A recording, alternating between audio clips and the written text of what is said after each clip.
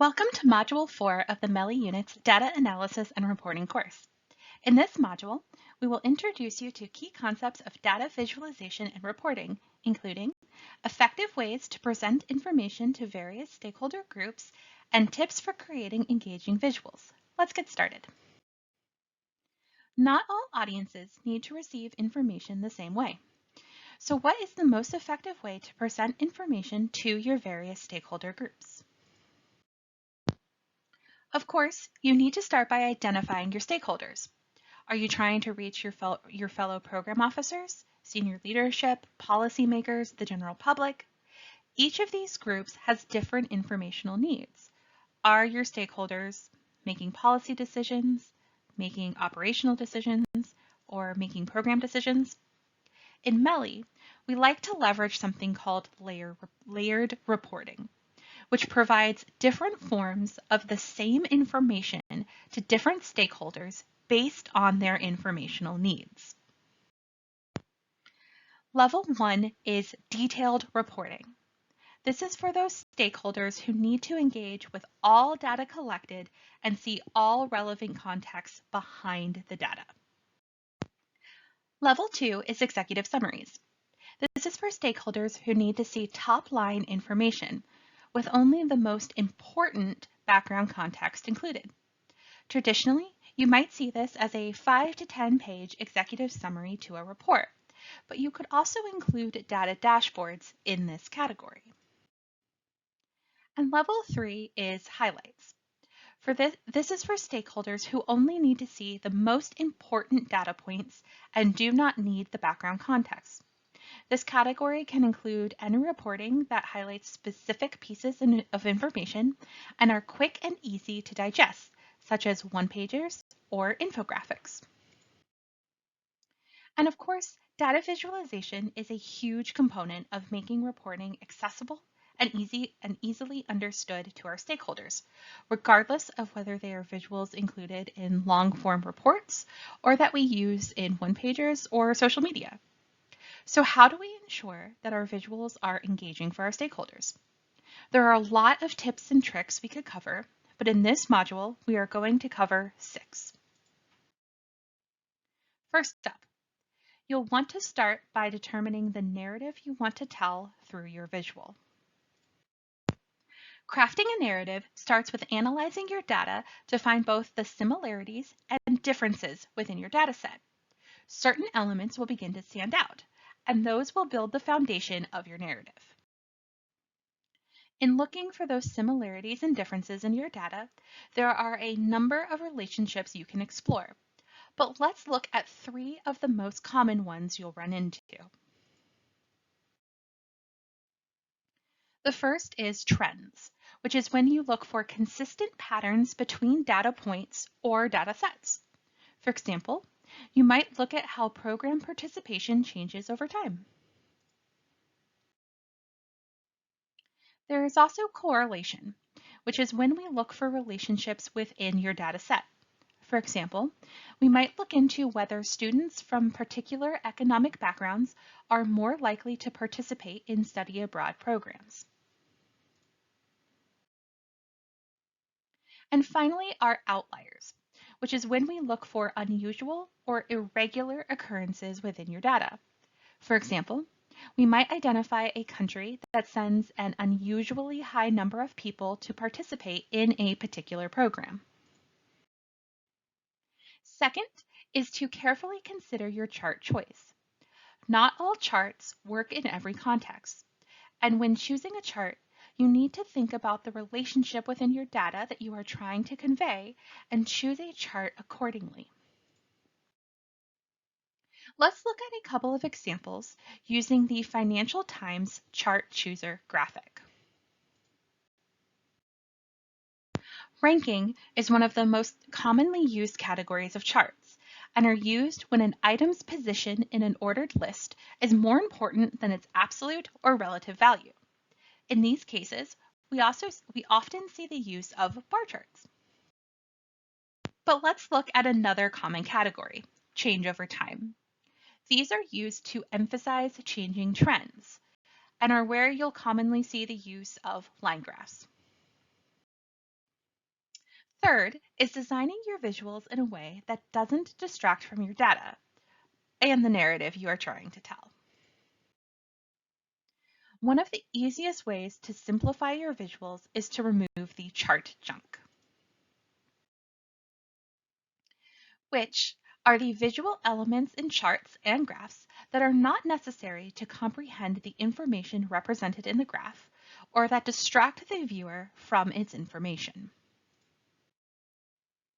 Some examples of chart junk that we want to remove from our visuals include distracting colors, pattern fills, grid lines, and the use of 3D. Let's look at an example. As you can see here, we start off with a very complicated graph and slowly but surely remove components so that it gets much simpler and easier to understand. We'll do things like remove the background, remove the special effects, remove some of the labels that aren't necessary, remove some of the lines. We've highlighted the main point. We'll even directly label. And so you can see we start off with something very complicated and end with something very simple. Fourth is designing graphics in a way that increases comprehension for your readers. Start by thinking about how you order the data in your visual. You can make comparisons easier by presenting the data in a logical order. Because our brains like patterns, sorting the data makes it easier to compare the values and identify trends and relationships. You can do this in a few ways. One is sorting the data from the lowest to highest values when what matters most is one category's value in relation to the others. But we can also sort alphabetically or sequentially if they are categories that should appear in a certain order for reader comprehension. But there are also exceptions to this rule. Response options like other, I don't know, or not applicable will generally appear last. But be mindful of how you order your data, especially when dealing with more sensitive data like demographics.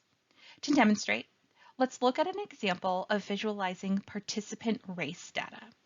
Your instinct might be to order these data by value, as you would with most other categorical data. However, when you do so, you'll see that the white racial category ends up at the top. And since we tend to associate items at the top of a list with having greater importance, by ordering these data by value, we have inadvertently made the minority racial categories less important than white, which is not the message we want to be imparting. So how do we fix this? When we order the categories alphabetically, we place the race categories on more equal footing, making the visual overall much more equitable. We also want to use specific, detailed chart titles that tell our readers what they are looking at.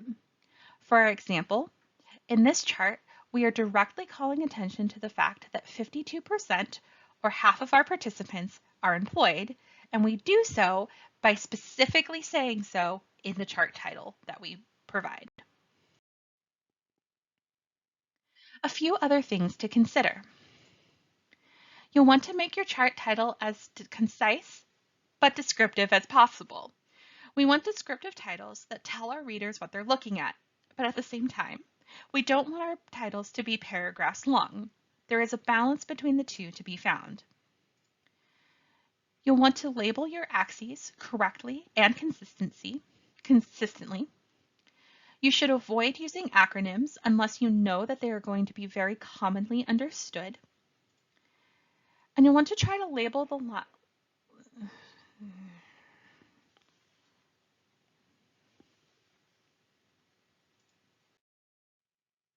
Fifth is using color appropriately within your visuals. Color can be a valuable addition to your visuals, but it can be easily misused if you aren't careful. One way to use color is to direct the viewer's attention. For example, with this chart on participant employment, we might, we might emphasize employed by using a different color, which helps direct the viewer to the point we are trying to emphasize, which is that half of participants are employed. Let's look at some other ways we can use color. One is to assign color along a scale, which we might do if we have sequential data from something like a frequency scale. We can also create contrast between variables, which we might do if we have divergent data from something like an agree to disagree Likert scale. And lastly, we can distinguish between categories if we have categorical data, such as social media use. But a few cautions as you start bringing color into your visuals. The first is to ensure that you have proper foreground-background contrast. Remember that just because you can read the text doesn't mean that everyone else can or will be able to on all mediums. There are a number of online tools that can help you check if you have a color contrast that meets ADA standards, and one that Melly particularly likes is webaim.org. In thinking about contrast, we also want to make sure that we avoid red-green color combinations, which cannot be distinguished by people with color blindness. Again, there are numerous online tools that can help check if you have a color contrast that meets ADA standards, and one Melly particularly likes is colorblindness.com. But there are reasons other than accessibility for why we want to choose colors carefully. Let's illustrate through a couple examples. Here, we have an age pyramid for a hypothetical program, and to distinguish between genders, we have used pink and blue.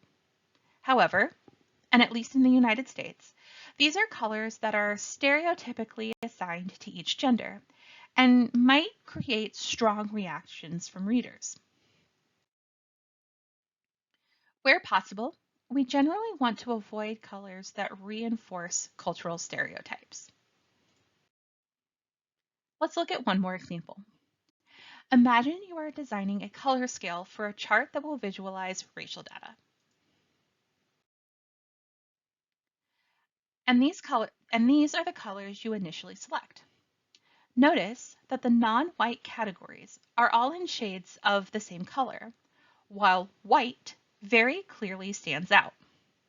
This serves to make white the more prominent category, while essentially grouping all of the non-white categories together in one group.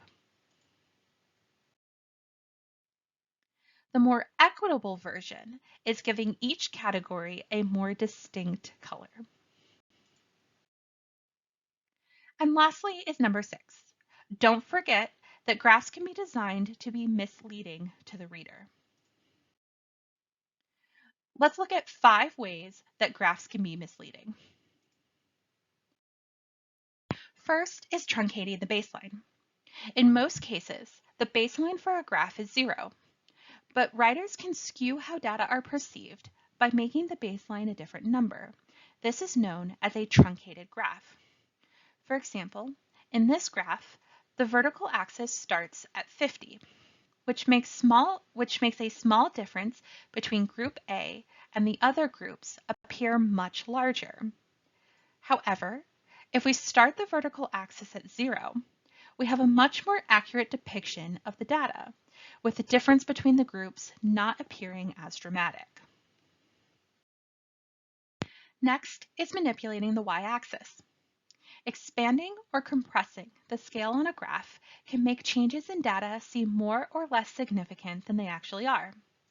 For example, the scale on this graph is disproportionate to the data, making the change over time seem quite small.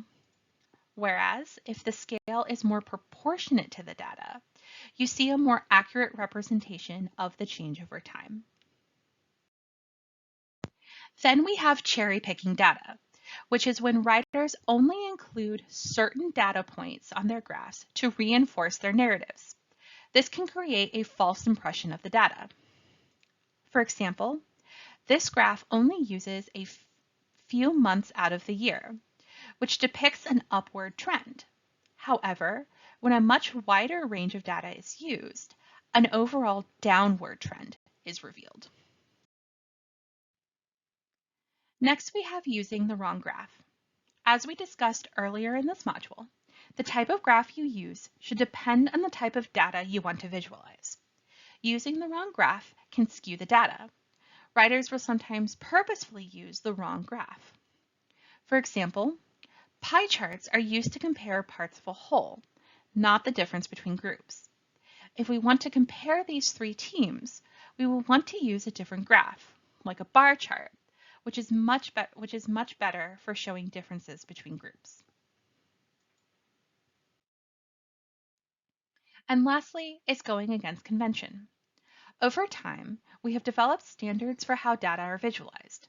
Flipping those conventions can make a graph confusing or misleading to readers. For example, normally darker shades are associated with density on a map. But here, dark has been used to depict lower population density. This graph can confuse or mislead readers who expect dark to represent higher population density. Alternatively, when we follow the convention of using lighter shades for lower population density and darker shades for higher population density, readers will more intuitively know how to interpret the data. And that's it for our module on data visualization and reporting. When you're ready, you can head back to the training overview and take the course assessment.